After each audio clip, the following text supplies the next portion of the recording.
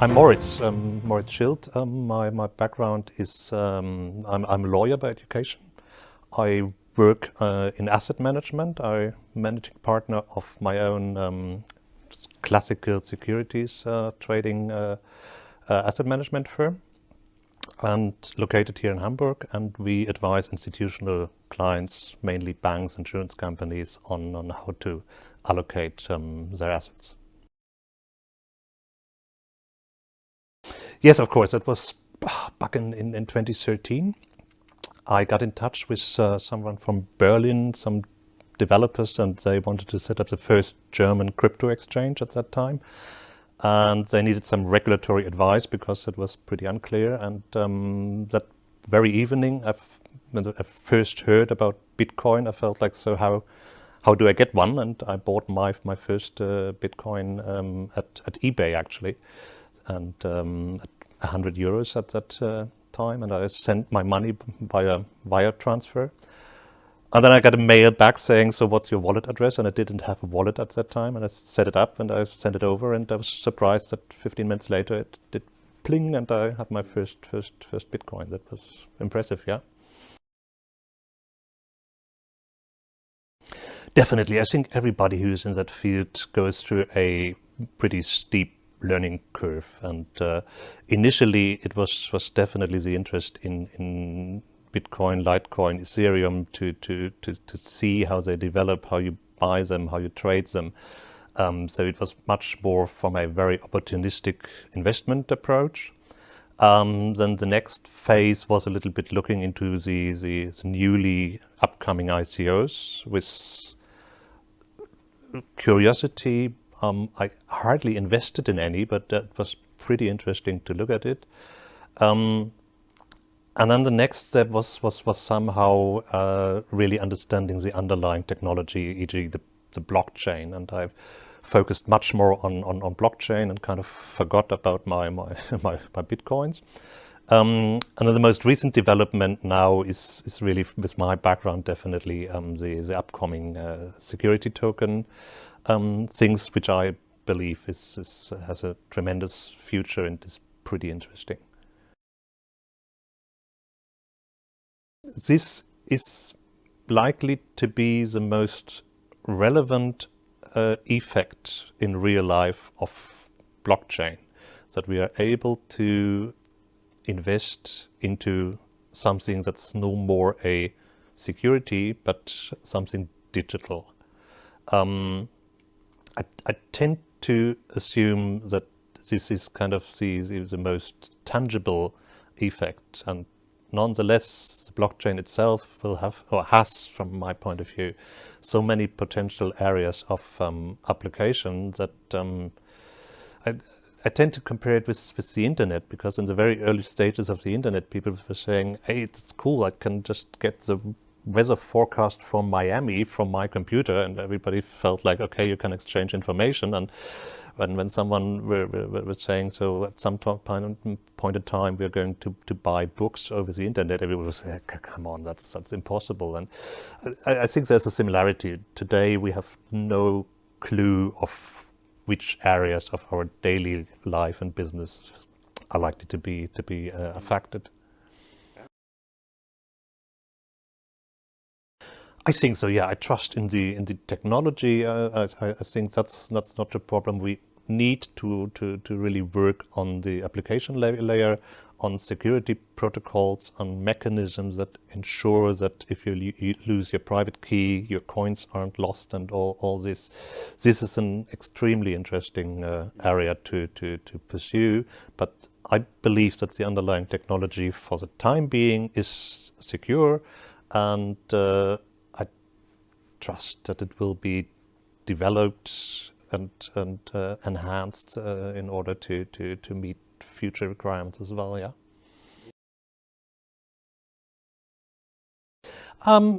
Pretty much depends on what technology you use. So we see tokens that are on Stellar, for example. And with Stellar, there's a possibility to reset a wallet and to set it up again, so the tokens are not lost, which is I think, a good feature if you think about having new investors starting to buy their first digital or tokenized asset. And yeah, in other cases, you will have clients that, or investors that either lose the token or that lose their lives, and the inheritance have the problem that they can see the tokens, but they have no way of accessing it. And this is likely to be a story that might show up on the Bild-Zeitung at some point in time. And this is a very negative aspect, that you invest in something, the money is gone, and it has even quadrupled in value, and you can't get it anymore because there's no one. And that's something people need to understand, and it's always better, if it's about real money, to know there's a number you can call and say, I did something wrong. It's about education, and it's about convenience, of course. So when the internet started, everybody heard about it. However, it was quite complicated. You had often needed to have the address of the site you wanted to get. There was no search engine. And of course, at that time, everybody who was sitting in front of a computer and someone told him, so how about the internet, was like, oh, I don't know, that's all fizzy stuff and I can't do it.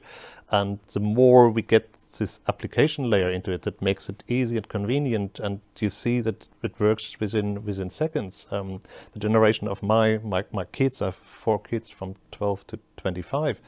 I can easily imagine that in a few years they will get their pocket money in the form of digital assets, because it's more convenient for them to have just this basic aspect of they always have the money with them because it's on their phone, and they always have their phone with them, and they don't have to care if it's in my left pocket or in the right pocket or in the pocket of my jacket I left at home. This is some purely convenience aspect, and if you look at it, if everything works and the risk of losing it is significantly reduced, there's so many advantages of digitalized assets, definitely.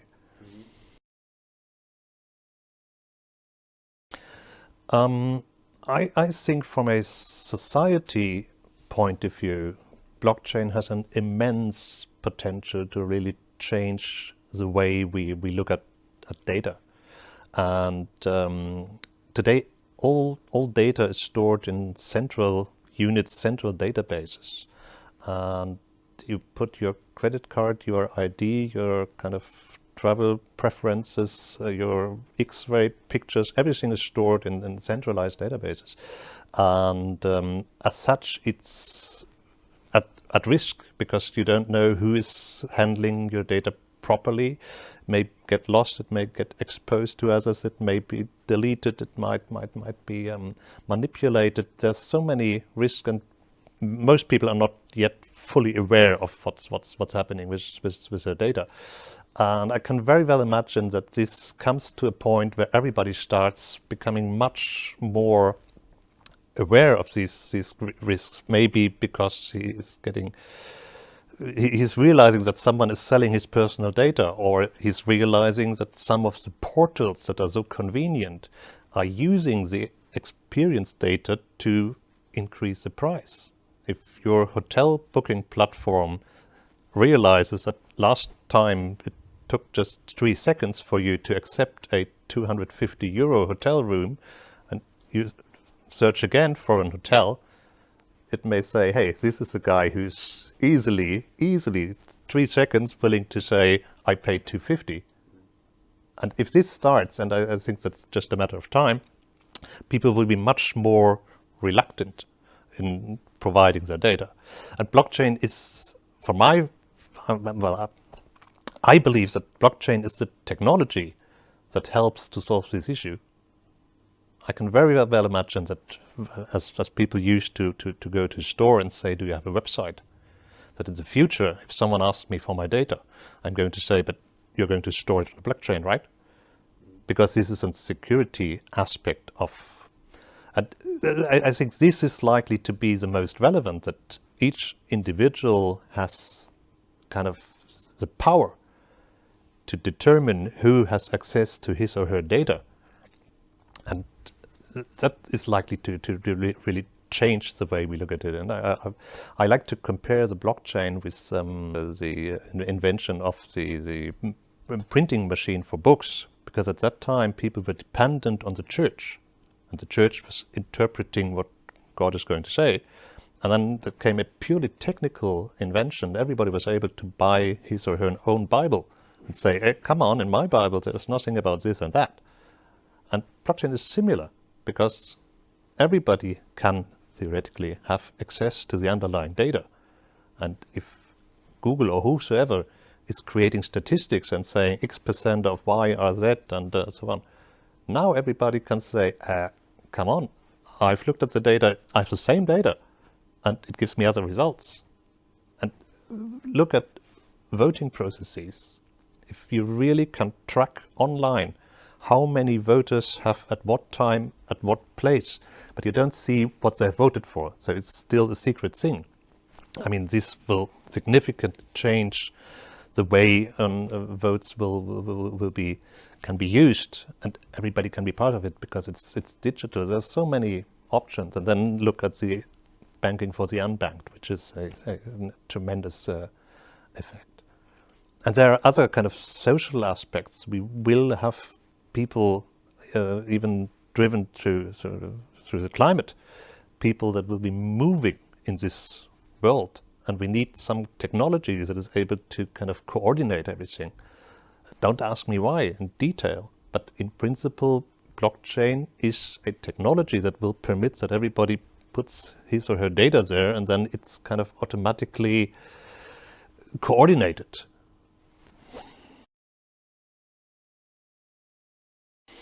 That's definitely a very valid question, and in fact Libra is a very interesting move, as it's pretty likely to help digital assets to become much more a kind of standard usable thing.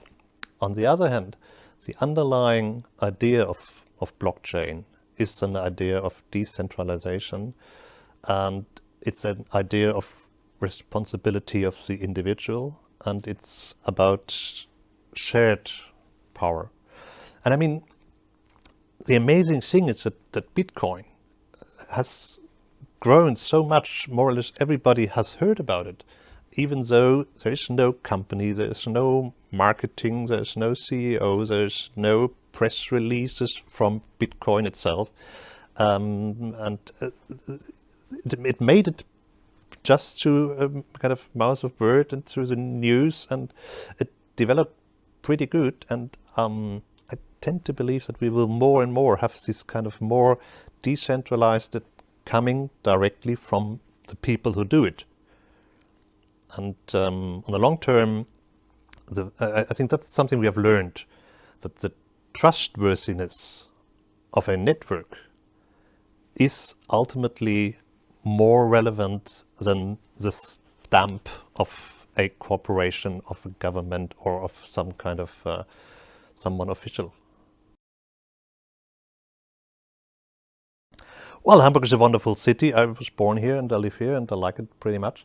Hamburg has a good culture of internationalization, or a view on globalization, because Hamburg has been the source of the Hanse, and the Hanse was an idea that's pretty much based on trust, and trust is very much related to blockchain, and that the Hanse has spread over a very, very large part of Europe, and this tradition is still there in Hamburg. And I see that we have quite a lot of opportunities to liaise between young startups that have smart ideas and larger corporations, particularly in the logistics area, that need to have these new ideas to kind of cope with the challenges of the future.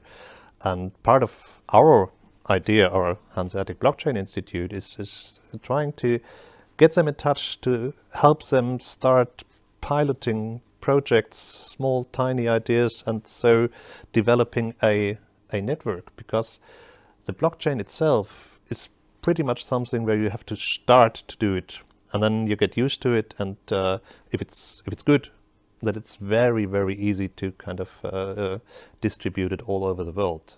We just need to be the kind of starting point and to create an atmosphere. And I'm very happy that the Hamburg Bürgerschaft has officially communicated, at least, that they want to support all this. But definitely, we need the entrepreneurs on the one hand side, we need the developers, and then we need capital, of course. And Hamburg is rich, and we have many people that are very willing to invest in smart projects and in something like blockchain that has such a bright future and is likely to have such an impact. Actually, I'll be there with 3 different hats. So one will be that Hanseatic Blockchain Institute, whose main purpose is to educate about blockchain, and we'll be performing first time the premiere blockchain kindergarten.